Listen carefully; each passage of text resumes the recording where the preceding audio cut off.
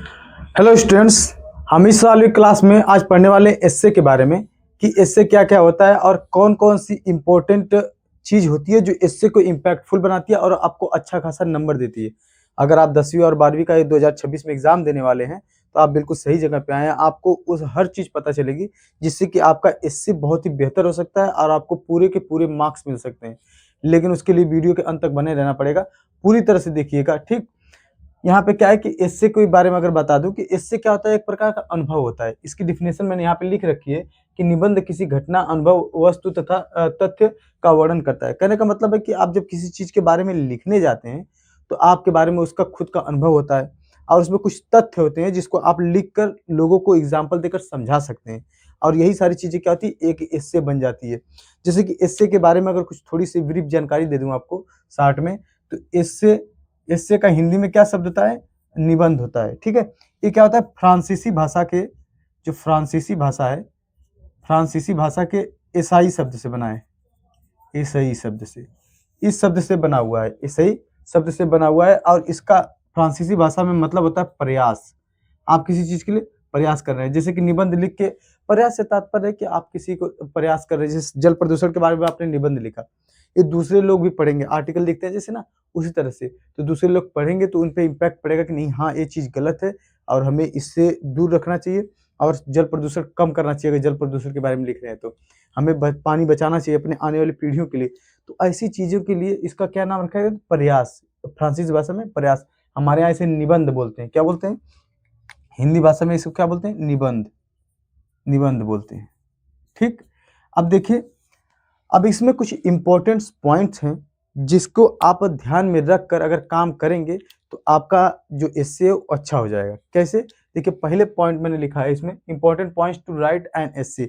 उसको लिखने के लिए क्या होता है, कुछ इंपॉर्टेंट पॉइंट्स। पहला पॉइंट है यहाँ पे हिंट्स। हिंट्स मतलब जैसे कि अगर आप जब इससे लिखने जाएंगे, 10वीं 12वीं का एग्जाम देने जाएंगे तो आपका उस एग्जाम में लिखा रहेगा हिंट्स, और हिंट्स में वो खुद बताएगा कि आपको किस किस चीज पर लिखने के लिए निबंध लिखा जाएगा। पहले शायद नहीं आता था ये, अब आने लगा है। आपको हिंट्स पहले से ही एग्जामिनर दे रहा है कि आपको इन्हीं इन्हीं चीजों पे फोकस करना है, इन्हीं चीजों पे लिखना है।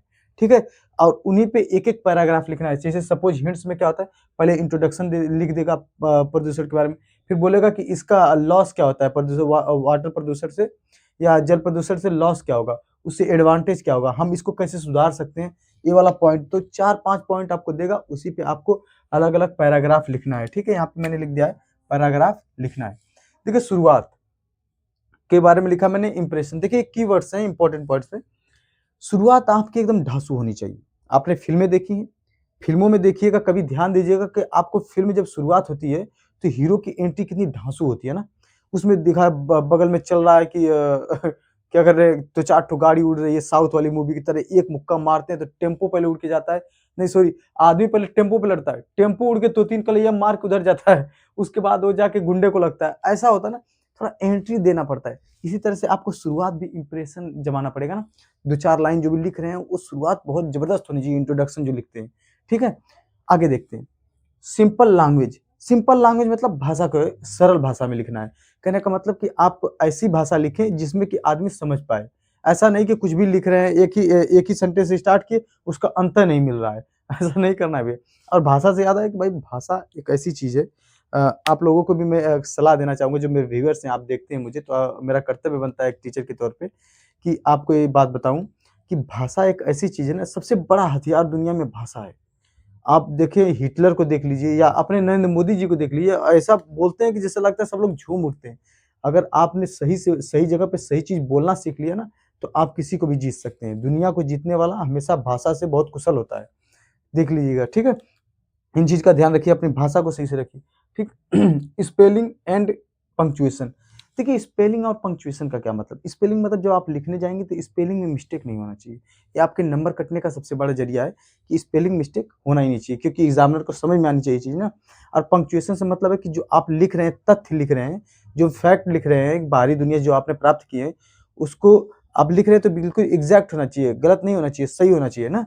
और हाल ही का अगर हो, अगर करंट की न्यूज़ का हो, अगर चीज़ लिखी गई हो, तो वो और भी अच्छा होता है, ठीक? और देखिए स्मॉल सेंटेंसेस, हाँ, इस चीज़ पे भी ध्यान देना है कि आपको छोटे-छोटे सेंटेंस लिखना है। ऐसा नहीं कि कुछ भी लिख रहे हैं, बड़ा-बड़ा सेंटेंस लिख दिया और कुछ पता ही नहीं चला, मैंने पहले बताया आपको। तो छोटे-छोटे सेंटेंस लिखने हैं ना, छोटे-छोटे सेंटेंस। आप 5 से 7 वर्ड का बनाइए या छोटा सिचुएशन सेंटेंस बनाइए, ठीक? कंक्लूजन, कंक्लूजन जैसे फ़िल्म से ही एग्ज़ाम्पल दूँगा मैं आपको। आप किसी मूवी को देख रहे हैं, शुरू करते-करते कहानी बिल्डअप होती है और लास्ट में जाके एक होता है क्लाइमेक्स। क्लाइमेक्स मतलब समझे? क्लाइमेक्स इतना भारी भरकम क्लाइमेक्स होता है कि मन मुग्ध हो जाता है इंसान को, तो दिमाग में इमेज चलने लगता है ना। इसी तरह से आपको लिखने में अपने आप को इतना कुशल बनाना है कि जो लास्ट का कंक्लूजन है, जो क्लाइमेक्स है उसका अंतिम छोर जो लिखने जा रहे हैं आप, वो एकदम इम्पैक्टफुल होना चाहिए। उसको लिखने के लिए आपको कुछ तथ्य जोड़ना पड़ेगा जो नए हों और जो रियलिटी हो और कुछ एग्ज़ाम्पल देके समझाना पड़ता है, ठीक है? और हो सके तो कंक्लूजन में एक कोटेशन डाल दीजिएगा, मुहावरा जानते हैं ना मुहावरा? जैसे लालच बुरी बला है, ऐसा करके जैसे लिखते हैं ना, तो नीचे आप कोटेशन में अगर आपको इंग्लिश में कोटेशन नहीं याद है, उसी से संबंधित आप हिंदी में भी लिख दीजिए, कोई दिक्कत नहीं है। आपका नंबर तो पक्का नहीं कटेगा, माइनस तो होता नहीं है। तो आप इस तरह से अगर इंग्लिश में नहीं याद आ रहा, तो आप हिंदी में ही कुछ उससे संबंधित एक कोटेशन डाल दीजिएगा, जिससे कि आपका कंक्लूजन जो होगा लास्ट में जो आप उसको एंड करते हैं, वो बहुत ही इम्प्रेसिव हो जाएगा और आपका नंबर बहुत ही अच्छा खासा मिलेगा, ठीक है? तो अगर आपको ये सारी चीज़ें अच्छी लगी हैं, तो अगर आप इस देखिए इसमें क्या है कि मैं इतना ही बताऊँगा आपको क्योंकि अगर आपको अगर आपको पूरी तरह से अगर देखना है, अगर इससे पढ़ना है, पूरी तरह से कि मैंने क्या-क्या बताया, कैसे-कैसे लिखना है, तो आपको अलग वीडियो मेरे चैनल पे मिल जाएगी, उस पे देख लीजिएगा। लेकिन इसमें मैंने ये हिंट्स दे रखे हैं, की पॉइंट्स दे रखे हैं कि आप क्या-क्या पढ़ेंगे, तो आपको इससे अच्छा इम्प्रेशन देने वाला हो जाएगा, ठीक है? तो अगर आपको अच्छा लगा वीडियो तो लाइक, शेयर, सब्सक्राइब कर दीजिएगा। तो मिलते हैं नेक्स्ट वीडियो